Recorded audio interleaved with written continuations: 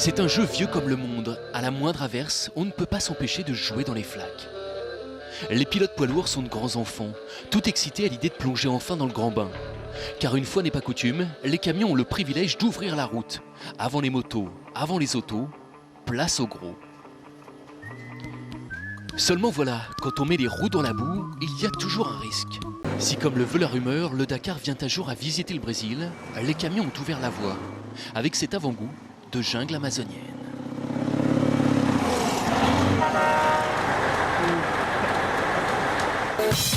Le roi de la jungle, c'est lui. Vladimir Tchagin signe sa 63e victoire d'étape. Leader avec plus d'une demi-heure d'avance sur Fierbos Kabirov, le Tsar est à 24 heures d'un 7e titre historique, le couronnement de sa carrière. Lui est déjà prince en son royaume. Demain, Nasser Al-Attiyah héritera peut-être d'un nouveau titre, le plus important.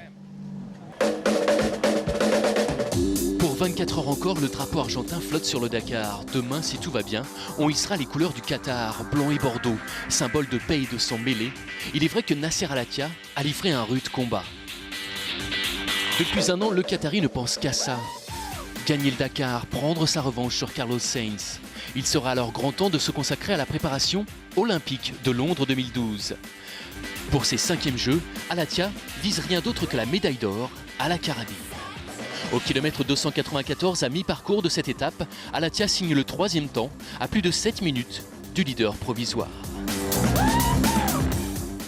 Parti aux environs de la 10e place ce matin, Carlos Sainz est en passe de signer la perf du jour. L'Espagnol est orgueilleux. Après une journée cauchemardesque, le tenant du titre montre qu'il est toujours debout.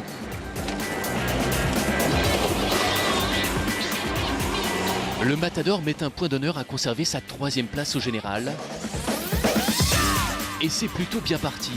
4e chrono provisoire derrière Giniel de Villiers, Stéphane Peter-Hansel concède plus de 5 minutes à l'Espagnol. Derrière ces 4-là, les écarts dépassent le quart d'heure.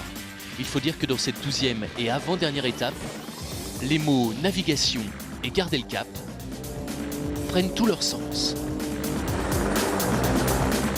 Et ça, on lance le résumé moto, monté comme d'habitude de main de maître par l'ami Mika Petit. Ambiance ce matin au départ donc de cette 12e et avant-dernière étape. Ambiance cool. On reste dans la course, surtout entre les deux duellistes. Souriant Cyril ce matin, souriant pour un jour décisif. Ouais, décisif aujourd'hui, encore une spéciale demain. Une grande spéciale nous attend, 555 km. Grande dune, ça peut jouer. Ouais, la trace devrait être bien marquée par les voitures des ouvreurs. Il va falloir faire attention aux pièges. Il a plu apparemment. Il y a un petit peu de boue et de l'eau à certains endroits. Donc voilà, éviter les pièges et puis aller le plus vite possible jusqu'à l'arrivée. Bien dormi. Il est un peu d'hiver la nuit. Mais c'est bien dormi, pas beaucoup de chaud. Alors bon, aujourd'hui c'est une journée importante.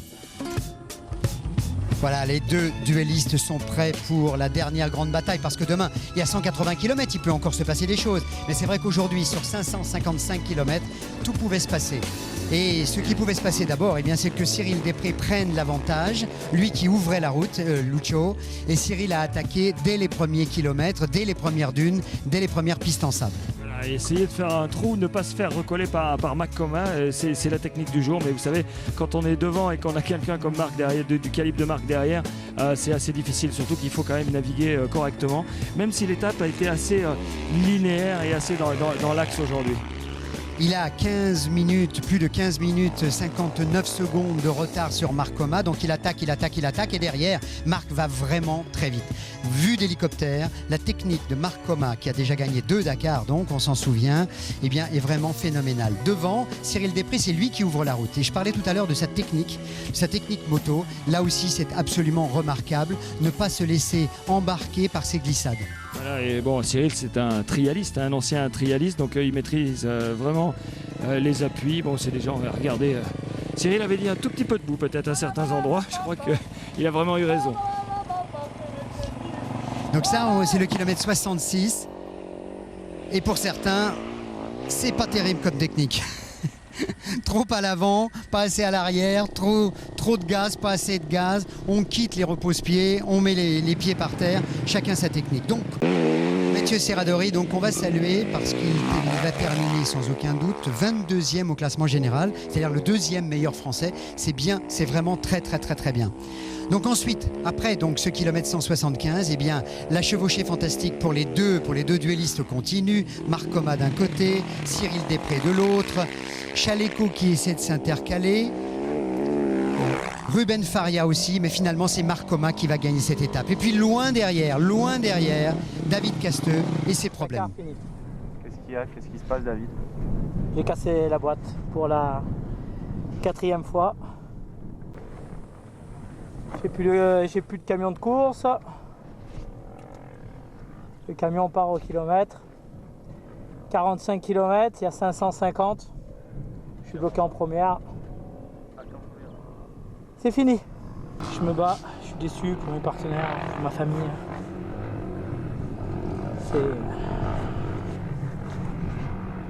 J'ai roulé des heures. Voilà. C'est fini.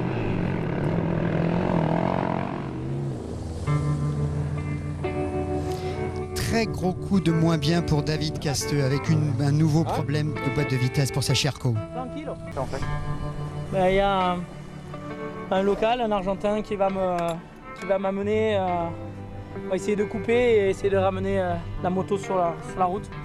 Je suis bloqué en première, donc on continue l'aventure.